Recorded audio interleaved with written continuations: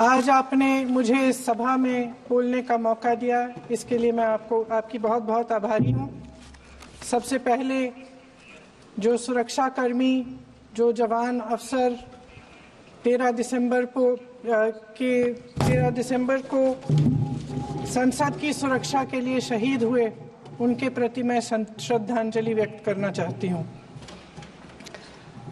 महोदय, हजारों साल पुरानी हमारी देश की, धर्म की एक पुरानी परंपरा रही है। ये परंपरा संवाद, चर्चा की रही है। एक गौरवशाली परंपरा है जो दर्शन ग्रंथों में, वेदों में, उपनिषदों में दिखती है। वाद विवाद और संवाद की हमारी पुरानी संस्कृति है।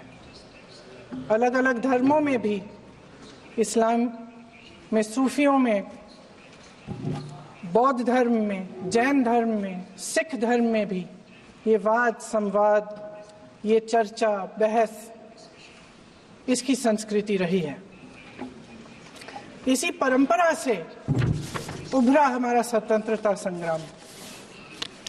हमारा स्वतंत्रता संग्राम विश्व में एक अनोखा संग्राम था, एक अनोखी लड़ाई थी जो अहिंसा और सत्य पर आधारित थी। ये वाद संवाद की जो परंपरा है, इसको इस संग्राम ने आगे कैसे बढ़ाया? क्योंकि ये जो संग्राम था, ये जो लड़ाई थी हमारी आज़ादी के लिए, एक बेहद लोकतांत्रिक लड़ाई थी। इसमें देश के किसान, देश के जवान, देश के मजदूर, देश के अधिवक्ता, देश के बुद्धिजीवी, चाहे किसी भी जाति के हो, चाहे किसी भी धर्म के हो, चाहे किसी भी भाषा को बोलते हो, सब इस स्वतंत्रता संग्राम में शामिल हुए। सब ने हमारे देश की आज़ादी की लड़ाई लड़ी।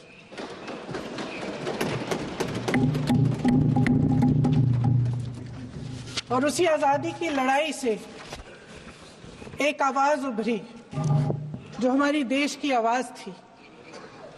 वो आवाज़ ही आज हमारा संविधान है। साहस की आवाज़ थी, हमारी आज़ादी की आवाज़ थी, और उसी की गूंज ने हमारे संविधान को लिखा और बनाया। ये सिर्फ एक दस्तावेज नहीं है। बाबा साहेब अम्बेडकर, मौलाना आज़ाद जी, राजगोपालाचारी जी और जवाहरलाल नेहरू जी और उस समय के तमाम नेता, जैसे आपने कहा, इस संविधान को बनाने की जो कार्य में सालों के लिए जुटे रहे। हमारा संविधान इंसाफ, उम्मीद, अभिव्यक्ति और आकांक्षा की वो ज्योत है जो हर हिंदुस्तानी के दिल में जलती है। अध्यक्ष महोदय, इस ज्योत ने हर एक भारतीय को ये पहचानने की शक्ति दी कि उसे न्याय मिलने का अधिकार है, कि उसमें अपने अधिकारों के लिए आवाज उठाने की क्षमता है, कि जब वो आवाज उठाएगा तो सत्ता को उसके सामने झुकना पड़ेगा।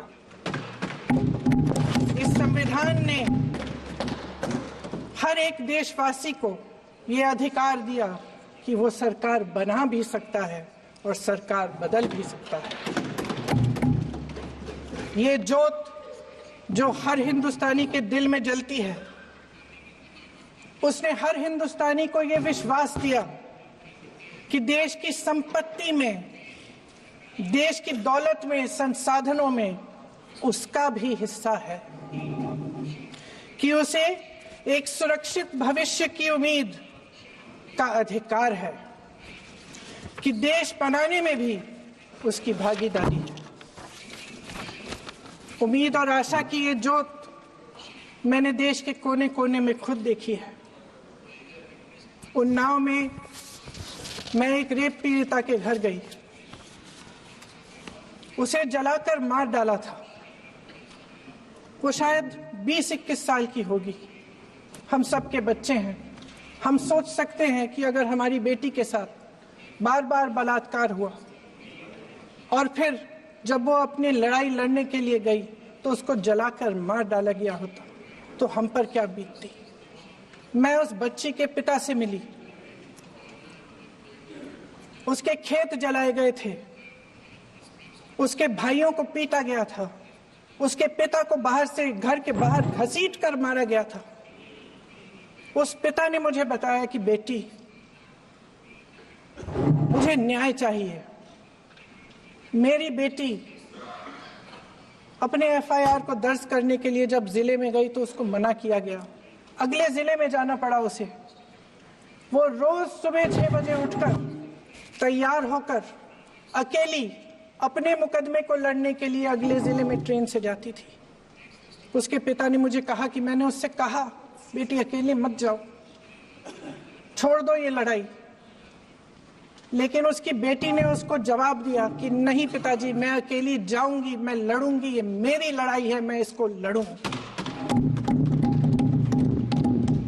ये लड़ने की क्षमता, ये हिम्मत उस लड़की को और करोड़ों भारत की नारियों को हमारे संविधान ने दी।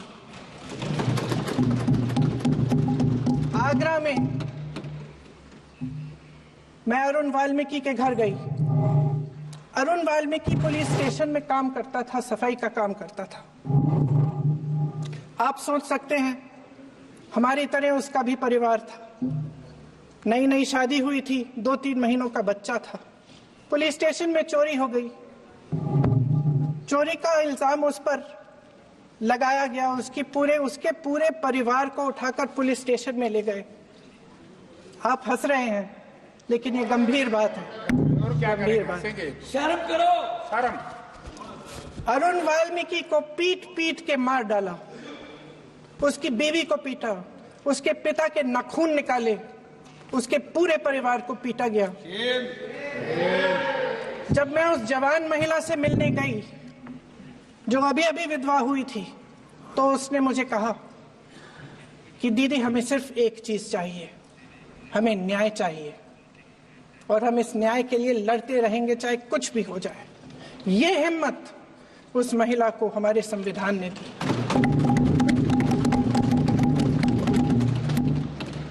संभल के कुछ लोग आए थे हमसे मिलने जो मृतकों के परिवार के सदस्य थे।